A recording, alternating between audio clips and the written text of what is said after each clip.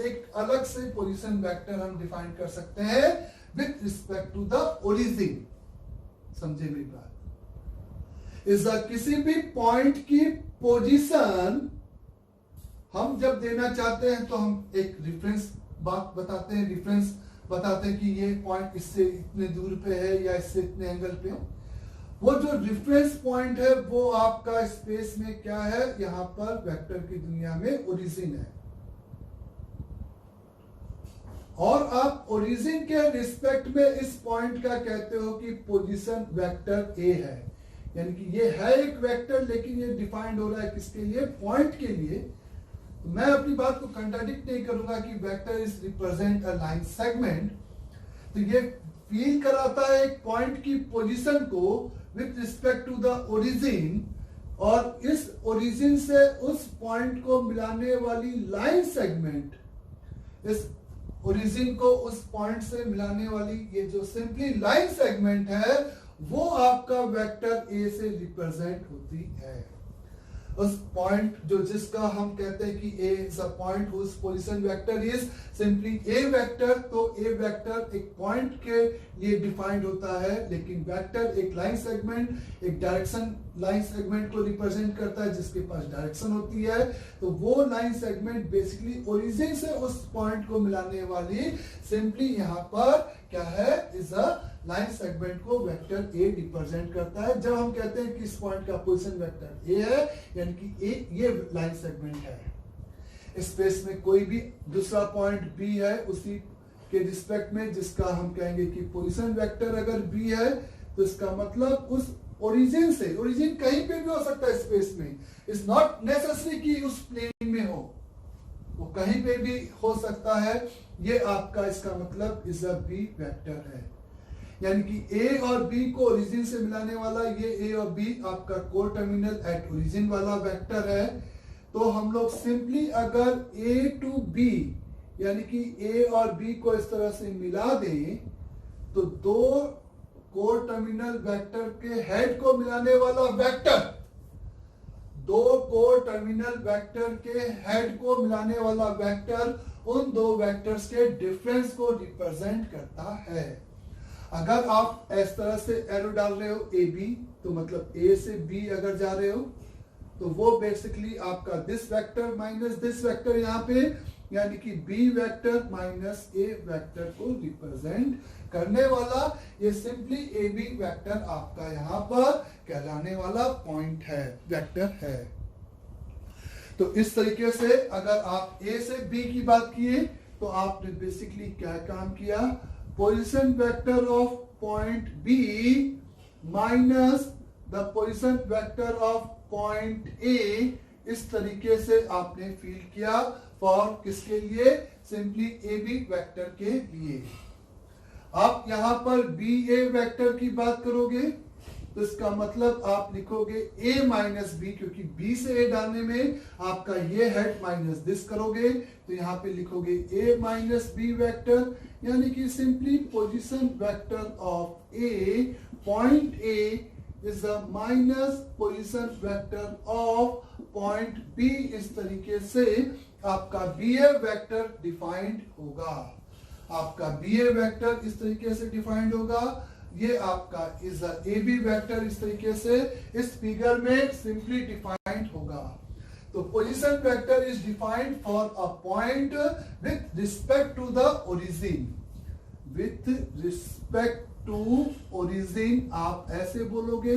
वो कभी भी पोजीशन वेक्टर इंडिपेंडेंटली नहीं होता है, वो एक ओरिजिन के रिस्पेक्ट में ही होता है। अंडरस्टैंड सभी को? और वो ओरिजिन अगर मेरा कहीं पर भी हो तो उस ओरिजिन को उस पॉइंट से मिलाने वाला ये लाइन सेगमेंट उस पॉइंट का पोजीशन वेक्टर कहलाता है। तो इस तरीके से, और स्पेस में डिफरेंट डिफरेंट पॉइंट हो सकते हैं, तो उनके डिफरेंट डिफरेंट उस फिगर में पोजीशन वेक्टर हम बोल सकते हैं with respect to the origin. इस तरीके से हम लोग पोजीशन वेक्टर एक टर्म यहाँ पर डिफाइंड करते हैं। आया सभी को समझ में यहां तक भी एकदम अच्छे से? फिर आप यूज करते हो एक division formula, is the section formula, जिसको हम लोग कहते हैं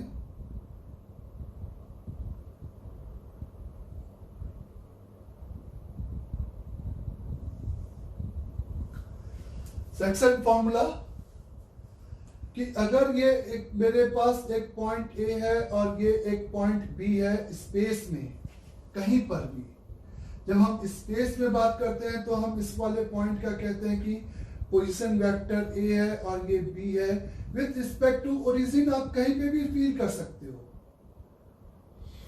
अगर इस ए और बी लाइन जॉइनिंग को एक पॉइंट सी है जो कि m/n के रेशियो में इस इंटरनल डिवाइड कर रहा है, internally division point C,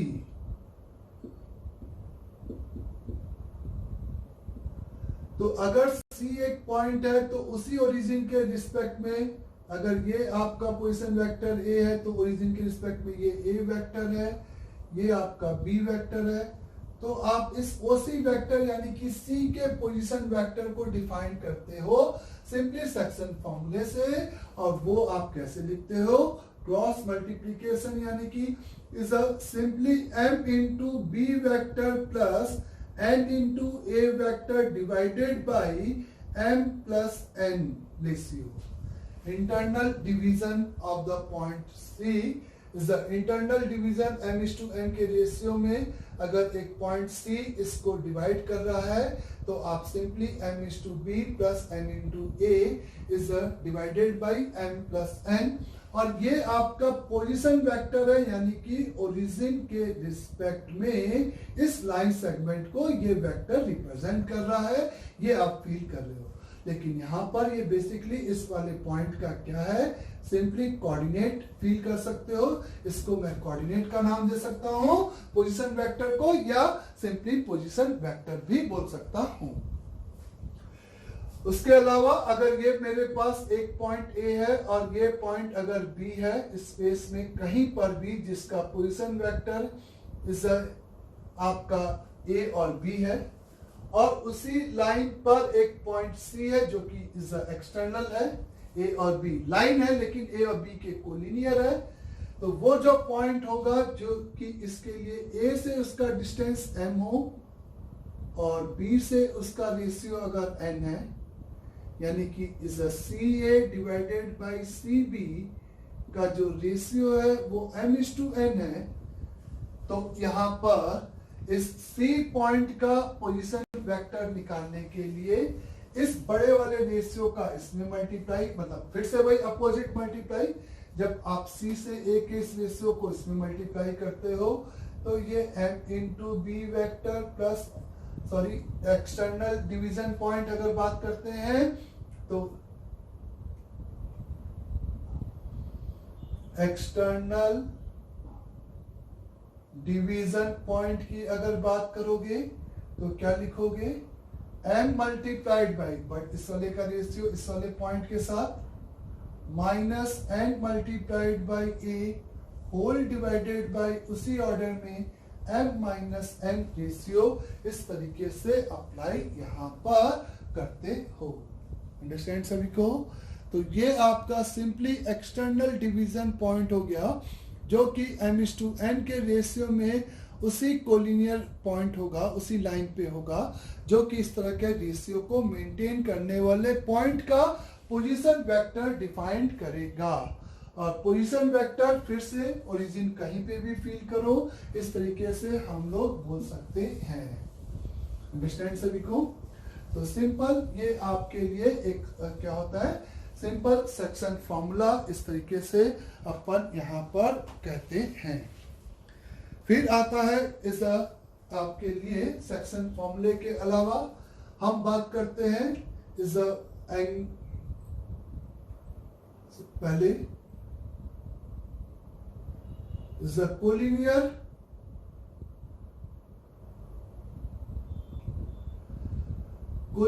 vectors. The collinear vectors किसको बोलते हैं? जो कि एक ही लाइन में हो, कोलिनियर जो कि एक ही लाइन में हो, वो आपके क्या कहलाते हैं? सिंपल कोलिनियर वेक्टर्स कहलाते हैं। The vector A and vector B are said to be if simply collinear अगर है इज द कोलिनियर वेक्टर्स अगर हैं बच्चे, इसका मतलब वो एक ही लाइन में है, और एक ही लाइन में अगर है तो इसका मतलब कि either is the if A and B are collinear vector, इसका मतलब आइदर या तो वो क्या होंगे, is the parallel to each other होंगे, is the parallel to the each other होंगे, पक्का है। अगर एक ही लाइन में है तो parallel to the each other होंगे, और anti parallel is anti parallel to the each other होंगे। ये बात क्लियर सभी को। अगर दो वेक्टर्स आपके कोलिनियर हैं तो इसका मतलब कि वो एक ही लाइन में है। एक ही लाइन में होने का मतलब आइदर या तो वो एक दूसरे के पैरेलल होंगे, या तो सिंपली आप कहोगे कि वो एक दूसरे के क्या होंगे, एंटी पैरेलल होंगे। तो ए और बी आपके सिंपल कोलिनियर वेक्टर्स हैं। तो इसका मतलब कि ये फिगर में ए वेक्टर है, आप फील करो, ये वेक्टर स्पेस में कहीं पे भी है बी, तो ये कोलिनियर आप फील कर सकते हो, क्योंकि इनको हम शिफ्ट करके एक लाइन में ला सकते हैं। या आपके पास ये एक वेक्टर है, ये एक वेक्टर है और ये एक वेक्टर है, तो आप कह सकते हो इसको पैरेलली शिफ्ट करके हम एक लाइन में ला सकते हैं। लेकिन हम इस वेक्टर, अगर स्पेस में ये एक वेक्टर है और ये एक वेक्टर है, तो हम इसको कोलिनियर वेक्टर नहीं बोल सकते, क्योंकि ये वेक्टर आपको पैरेलली शिफ्ट करने में एक लाइन पे नहीं आएंगे। तो the two vector are said to be collinear vector if and only if either या तो they are parallel to each other और anti parallel to each other, या तो वो एक दूसरे के साथ पैरेलल हो या तो सिंपली एंटी पैरेलल हो, तब हम उनको क्या बोलते हैं, कोलिनियर वेक्टर्स बोलते हैं। एक स्टेटमेंट आप फील कर रहे हो, कोलिनियर। तो अगर कोलिनियर वेक्टर है तो सबसे पहले the statement is the null vector is considered to be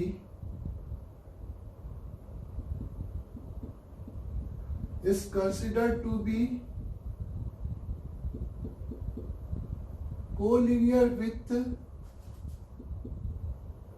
any vector। एक नल वेक्टर आपका किसी भी डायरेक्शन में कंसीडर किया जा सकता था, जैसा कि मैंने कहा। तो एक नल वेक्टर यानी कि एक पॉइंट अगर हम देखें तो वो ए बी इसके साथ भी कोलिनियर कहेगा, ये नल वेक्टर है तो इसके साथ भी कोलिनियर है, और एज वेल एज इसके साथ भी यहाँ पे कोलिनियर है। अंडरस्टैंड सभी को। तो second statement is,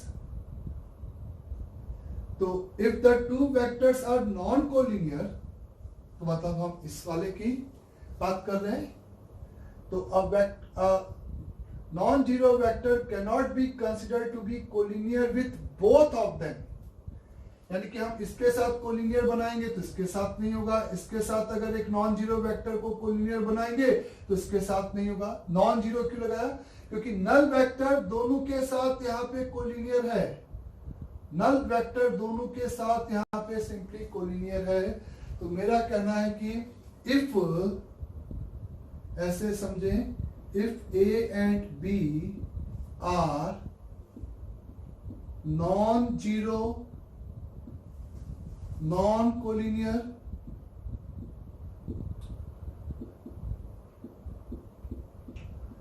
vectors, then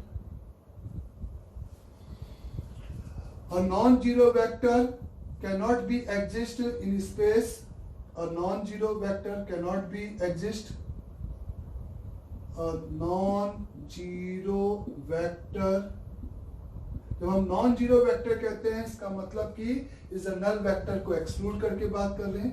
non zero vector can not be exist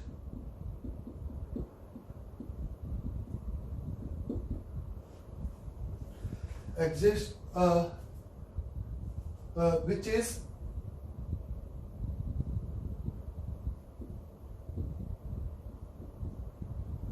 collinear with both vector A and vector B.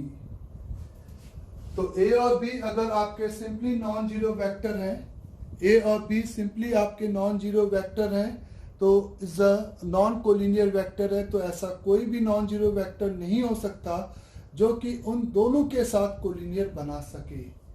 ऐसा अगर हो रहा है तो इसका मतलब कि वो या तो ये नॉन जीरो नहीं है, या तो ये नॉन कोलिनियर नहीं है, या इनमें से कोई नॉन जीरो नहीं है, मतलब जीरो ही है, तभी वो इन ये वाला वेक्टर इसके साथ भी और इस जीरो के साथ भी कोलिनियर होगा।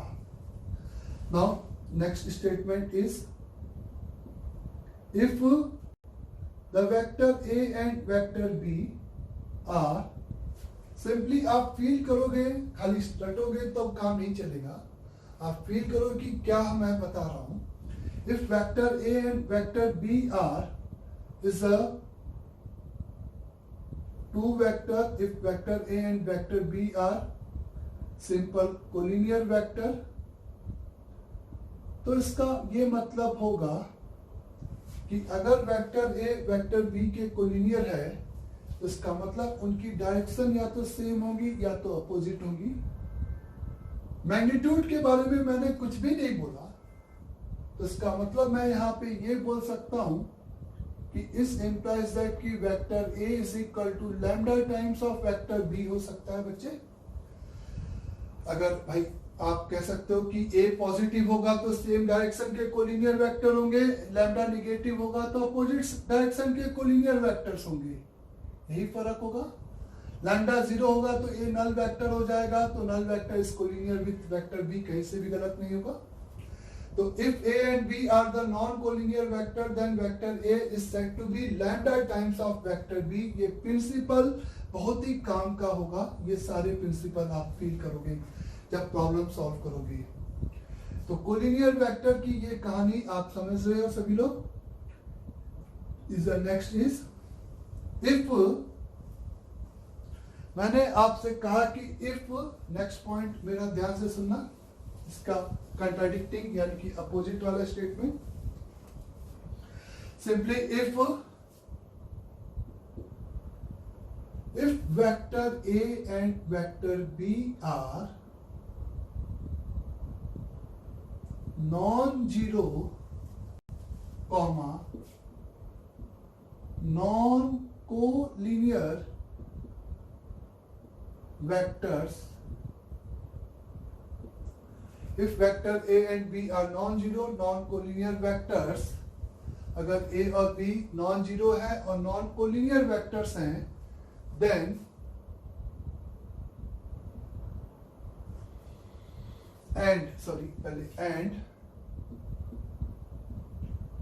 and satisfy x multiplied by vector A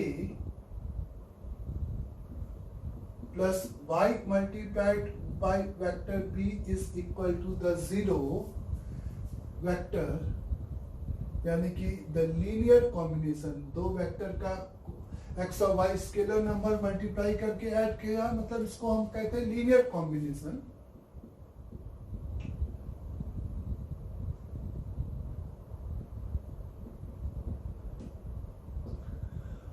of vector A and vector B, है ना, इज इक्वल जीरो। तो अगर मेरा कहना है कि ये पूरा statement is a compound statement है, यानी कि एक साथ फुलफिल हो रहा है कि A और B आपके नॉन जीरो वेक्टर्स हैं, A और B आपके नॉन जीरो वेक्टर्स हैं और नॉन कोलिनियर वेक्टर्स हैं, और satisfied x multiplied by vector A plus y multiplied by vector B बराबर zero, means linear combination of vector A and vector B is equal to zero, then अब start हो रहा है if के आगे, then it implies that x is must be y is equal to zero, यानी कि इस x और y के कोफिशिएंट पक्का जीरो होंगे, तभी ये इक्वेशन इस कांस्टेंट के साथ होल्ड कर रही है। आप ऐसे समझो कि x ऑफ ए वेक्टर है, एक वेक्टर A है और एक वेक्टर B है जो कि नॉन कोलिनियर है, यानी कि अलग अलग डायरेक्शन में है, मतलब पैरेलल या एंटी पैरेलल नहीं है। नॉन कोलिनियर है मतलब पैरेलल या एंटी पैरेलल नहीं है। इसमें कुछ x मल्टीप्लाइड बाई a किया तो ये इस x वो स्केलर नंबर इसके इसी डायरेक्शन का वेक्टर होगा।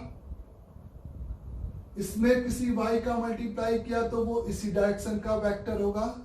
और ये दो नए वेक्टर का सम ऑफ द वेक्टर होगा। ये आपका x multiplied by a vectors की स्केलिंग इधर या उधर। ये आपका सिंपली फील करो कि y multiplied by b negative है तो नीचे चला जाएगा। तो ये आपका हमेशा एक नॉन जीरो लाइन सेगमेंट मिलेगा इस तरीके से। तो क्योंकि भाई इसको जीरो होने का मतलब कि इसको इसके नीचे इस डायरेक्शन में अपोजिट डाउन जाना पड़ेगा, लेकिन वो जा नहीं सकता क्योंकि a और b आपके नॉन कोलिनियर वेक्टर्स हैं। तो इसका मतलब ये इक्वेशन तभी और तभी होल्ड करेगा इफ एंड ओनली इफ जब x और y दोनों यहाँ पर क्या होंगे, जीरो होंगे। तो ये वो कंपाउंड स्टेटमेंट है जिसमें मैंने कहा कि a और b दो non zero non collinear vector है, जो कि अगर x multiplied by a vector, ये बेसिक थ्योरम है, x multiplied by a vector plus y multiplied by b vector is equal to zero है कि linear combination of a and b को satisfied कर रहा है, तो पक्का यहाँ पे x बराबर y बराबर क्या होगा, जीरो होगा। x बराबर y बराबर जीरो इस तरीके से पक्का होगा, हम कह सकते हैं। अदरवाइज ये स्टेटमेंट पूरा फुलफिल नहीं हो पाएगा। एक तरीका फील करने का, हम इसको इस तरह से फील कर सकते हैं कि मान लेते हैं कि लेट एज्यूम कि नहीं x जीरो नहीं है।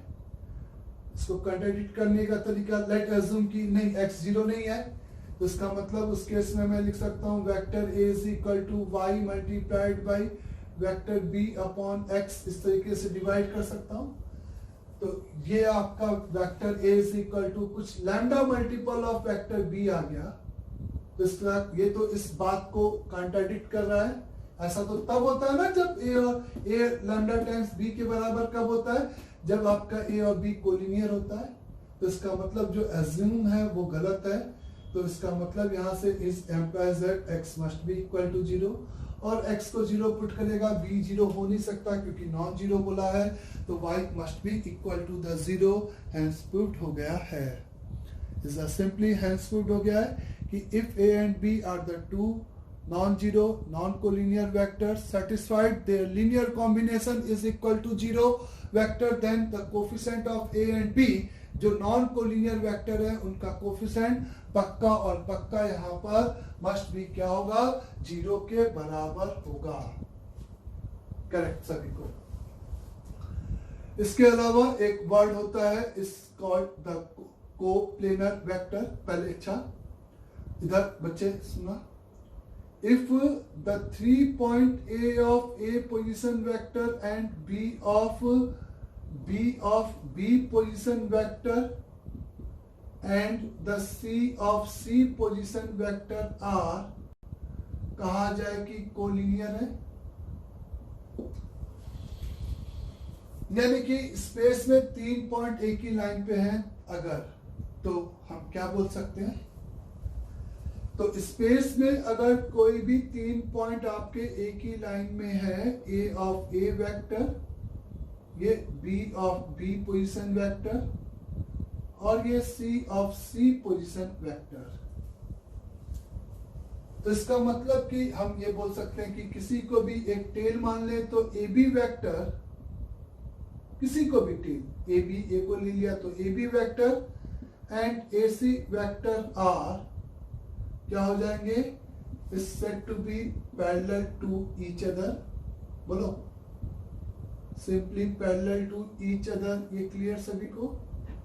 अगर A B C are collinear points है, यहाँ पे 3 पॉइंट्स है और 2 वेक्टर है, 2 वेक्टर को पैरेलल या मतलब कोलिनियर है, तो इसका मतलब पैरेलल हटा देते हैं, इस में भी ए बीच में हो, हमें नहीं पता है, तो इस कोलिनियर वर्ड हमेशा यूज होगा कि A B and A C vectors are collinear होंगे, तो उस केस में A B vector should be lambda multiplied by A C vector के होगा। उस केस में principally A B is equal to lambda times of A C vector होगा। ये हम सिंपली यहाँ पर कह सकते हैं। हम ये सिंपली यहाँ पे कह सकते हैं कि उस केस में पक्का इस ए बी वेक्टर आपका lambda multiple of A C vector होगा अगर 3 पॉइंट्स आपके कोलिनियर हैं तो।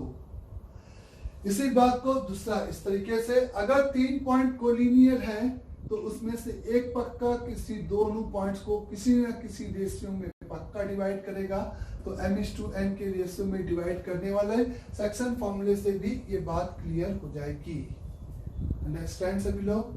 तो a of a vector, b of b vector and c of c vectors are collinear, तो हम ये बोल सकते हैं कि AB is equal to lambda times of AC, और A ही नहीं, यहाँ पे आप BA BC ले सकते हो, तो BA is equal to lambda times of BC, इस तरीके से बोल सकते हो। ओके, तो इसके अलावा कि इफ मैंने कहा कि A of A position vector comma B of B position vector and C over C of C position vector are simple collinear vectors हैं। A of A vector, B of B vector and C of C vectors are collinear vectors अगर हैं and such that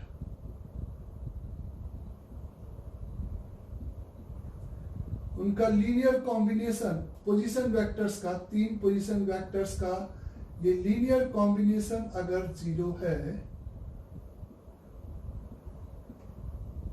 then मैंने कहा कि अगर आपके पास ये 3 point collinear हैं, ये 3 पॉइंट कोलिनियर हैं और such that x of a vector plus y of b vector plus z of c vector बराबर 0, यानी कि उन 3 पोजीशन वेक्टर का लीनियर कॉम्बिनेशन अगर 0 है, तो देन मैं लिख रहा हूं कि पक्का x plus Y plus Z की वैल्यू यहां पर 0 होगी, मतलब कि उन कोफिशिएंट का जो सम है वो पक्का यहां पर 0 होगा। देन क्यों ऐसा लिखा कि उनका लीनियर कॉम्बिनेशन के में ये कोफिशिएंट क्यों इसका 0 होना जरूरी है, या ये और ये है तो ये वाइस वर्सा कि ये 3 position vector this and this constraint को सेटिस्फाइड कर रहे हैं, तो ये 3 पॉइंट पक्का कोलिनियर होंगे और वाइस वर्सा। पहले इस स्टेटमेंट की बात करते हैं कि अगर ये आपका इस तरह से कोलिनियर है, इसका मतलब कि ये आपको किसी ना किसी रेशियो में पक्का डिवाइड कर रहा होगा। फिर से मैं कहूंगा, तो आप ऐसे फील करो कि A of A position vector है, ये B of B position vector है, ये C of C position vector है, जो कि इसको m/n के रेशियो में डिवाइड कर रहा है। तो B position B vector is equal to m multiplied by C vector plus n multiplied by A vector upon m plus n के बराबर होगा। और अगर ऐसा है तो आप देखो कि आपको ये सिंपली एक लीनियर कॉम्बिनेशन मिल रहा है, n of A vector plus m of C vector minus of m plus n of B vector करके ऐसे कुछ इज इक्वल टू द 0। तो ये सम तभी 0 हो पाएगा जब इनके ये सम ऑफ द कोफिशिएंट अगर आप देखो तो वो 0 है यहाँ पे, मतलब n plus m of minus of m plus n अगर 0 है तभी ये बात सेटिस्फाइड होगी। तो A of A vector, B of B vector and C of C vectors अगर आपके कोलिनियर वेक्टर्स हैं तो उनका लीन एंड साथ में ये कंपाउंड स्टेटमेंट है एंड सच दैट उनका लीनियर कॉम्बिनेशन 0 है, तो x plus Y plus Z पक्का 0 होगा। एंड इसका उल्टा कि इफ द 3 पॉइंट्स, मतलब कि if the 3 point is A of A position vector, comma B of B position vector, space में 3 पॉइंट है जिनके position vector A B C है, such that they are satisfied such that कि x multiplied by A plus y multiplied by B plus z multiplied by C 0 है और x plus y plus z की value 0 है, तो ये compound statement आपको ये इंप्लाइज करेगा कि is A of A position vector, A of A position vector, B of B position vector and the C of C position vectors R is a collinear point होंगे। आपके ये जो point होंगे वो सिंपली उस case में collinear point होंगे अगर ये लीनियर कॉम्बिनेशन जीरो है और उनके लीनियर कॉम्बिनेशन का जो सम ऑफ द कोफिशिएंट है वो जीरो है, तो ए बी सी जो पॉइंट होंगे वो इस तरह से आपके कोलिनियर पॉइंट्स होंगे, कहने का मतलब। तो अगर आपको कोलिनियर पॉइंट है तो एक तो इस तरीके की बात अप्लाई करने की जरूरत होगी, और ये अगर एक कॉन्सेप्ट है जिसमें लीनियर कॉम्बिनेशन अगर पोजीशन वेक्टर्स का सम जीरो होता है और साथ में कोफिशिएंट अगर जीरो है तो वो 3 पॉइंट पक्का यहाँ पे कोलिनियर पॉइंट्स होंगे, ये कहा गया है। उसके बाद अब बात करते हैं इस वर्ड की कोप्लेनर। कोप्लेनर कि सबसे पहले कि हम उन वेक्टर्स को कोप्लेनर कहते हैं जो कि किसी भी एक प्लेन के पैरेलल हो। The vectors are said to be coplanar if they are parallel to the common plane. यानी कि अगर वेक्टर्स हैं तो आप ये कह सकते हो कि कोप्लेनर कब बोलोगे, जब वो उस के पैरेलल एक प्लेन आप ड्रॉ कर सको जो कि उस सभी वेक्टर्स यानी कि लाइन सेगमेंट के क्या हो, पैरेलल हो। तो फर्स्ट स्टेटमेंट ध्यान से, the two vectors are always be, the two vector are always be is a coplanar vectors।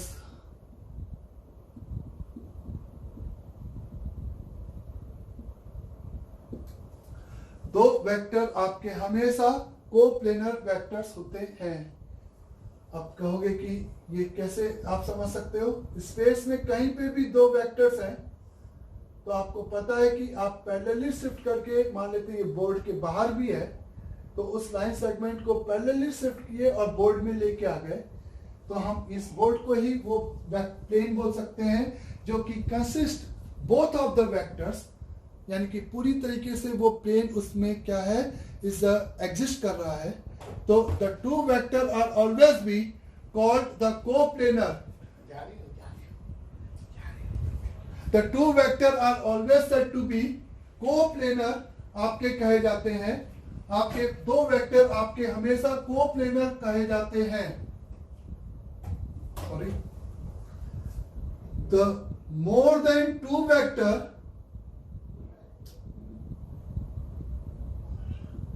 more than two vector